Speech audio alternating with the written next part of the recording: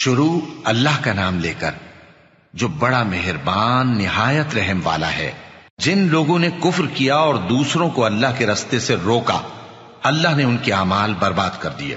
اور جو لوگ ایمان لائے اور نیک عمل کرتے رہے اور جو کتاب محمد صلی اللہ علیہ وآلہ وسلم پر نازل ہوئی اسے مانتے رہے، اور وہ ان کے پروردگار کی طرف سے برحق ہے کہ جس نے ان کے گناہ دور کر دیے اور ان کی حالت سنوار دی۔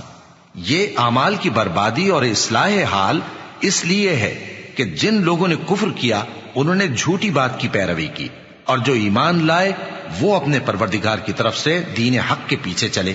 اسی طرح اللہ لوگوں سے ان کے حالات بیان فرماتا ہے۔ پس جب تم کافروں سے بھیڑ جاؤ تو ان کی گردنیں اڑا دو،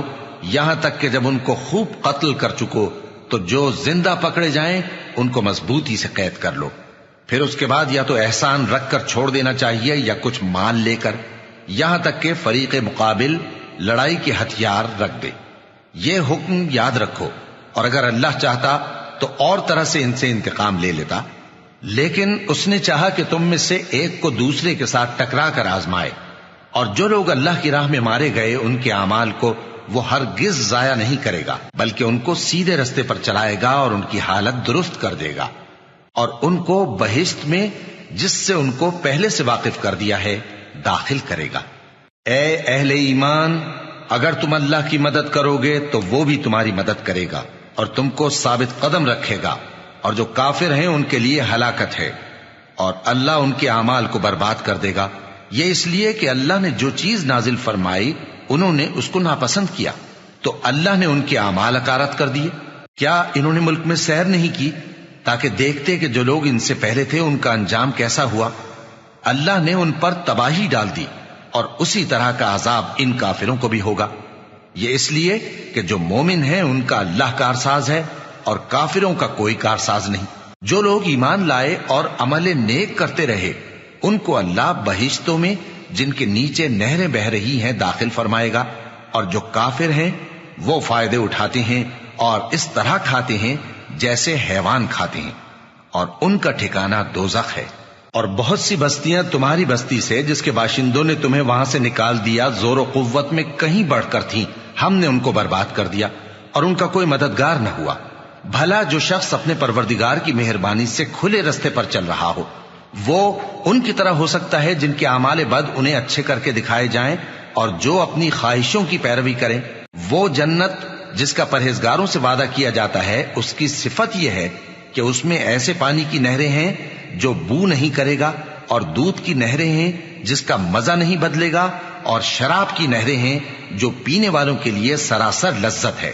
اور صاف شدہ شہد کی نہریں ہیں، اور وہاں ان کے لیے ہر قسم کے میوے ہیں،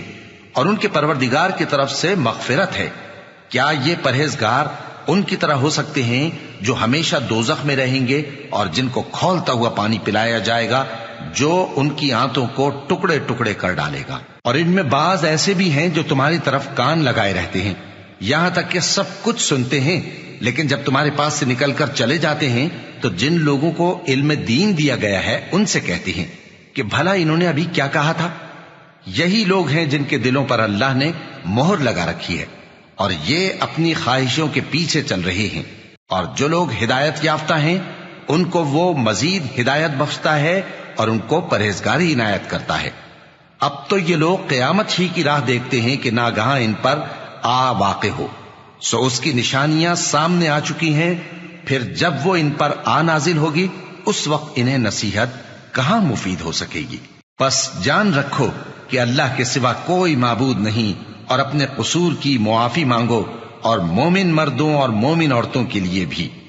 اور اللہ تم لوگوں کے چلنے پھرنے اور تمہارے ٹھکانے سے واقف ہے۔ اور مومن لوگ کہتے ہیں کہ جہاد سے متعلق کوئی سورت کیوں نازل نہیں ہوتی، لیکن جب کوئی واضح احکام والی سورت نازل ہو اور اس میں جنگ کا بیان ہو تو جن لوگوں کے دلوں میں نفاق کا مرض ہے تم ان کو دیکھو کہ تمہاری طرف اس طرح دیکھنے لگیں جس طرح کسی پر موت کی بے ہوشی طاری ہو رہی ہو، سو ان کے لیے خرابی ہے۔ خوب کام تو فرما برداری اور پسندیدہ بات کہنا ہے۔ پھر جب جہاد کی بات پختہ ہو گئی تو اگر یہ لوگ اللہ سے سچے رہنا چاہتے تو ان کے لیے بہت اچھا ہوتا۔ سو اے منافقو، عجب نہیں کہ اگر تم حاکم ہو جاؤ تو ملک میں خرابی کرنے لگو اور اپنے رشتوں کو توڑ ڈالو۔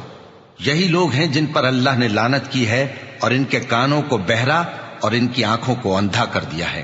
بھلا یہ لوگ قرآن میں غور نہیں کرتے یا ان کے دلوں پر قفل پڑے؟ جو لوگ راہ ہدایت ظاہر ہونے کے بعد پیٹ پھیر گئے، شیطان نے یہ کام ان کو اچھا کر کے دکھایا اور انہیں لمبی عمر کا وعدہ دیا۔ یہ اس لیے کہ جو لوگ اللہ کی اتاری ہوئی کتاب سے بیزار ہیں، یہ ان سے کہتے ہیں کہ بعض کاموں میں ہم تمہاری بات بھی مانیں گے، اور اللہ ان کے پوشیدہ مشوروں سے واقف ہے۔ تو اس وقت ان کا کیسا حال ہوگا جب فرشتے ان کی جان نکالیں گے اور ان کے چہروں اور پیٹھوں پر مارتے جائیں گے۔ یہ اس لیے کہ جس چیز سے اللہ ناخوش ہے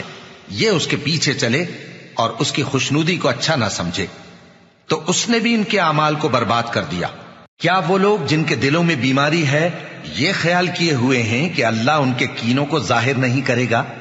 اور اگر ہم چاہتے تو وہ لوگ تم کو دکھا بھی دیتے اور تم ان کو ان کے چہروں ہی سے پہچان لیتے، اور تم انہیں ان کے انداز گفتگو ہی سے پہچان لوگے، اور اللہ تمہارے اعمال سے واقف ہے۔ اور ہم تم لوگوں کو آزمائیں گے تاکہ جو تم میں جہاد کرنے والے اور ثابت قدم رہنے والے ہیں ان کو معلوم کریں اور تمہارے حالات جانچ لیں۔ جن لوگوں کو سیدھا رستہ معلوم ہو گیا اور پھر بھی انہوں نے کفر کیا اور لوگوں کو اللہ کی راہ سے روکا اور پیغمبر کی مخالفت کی، وہ اللہ کا کچھ بھی بگاڑ نہیں سکیں گے، اور اللہ ان کا سب کیا کرایا اکارت کر دے گا۔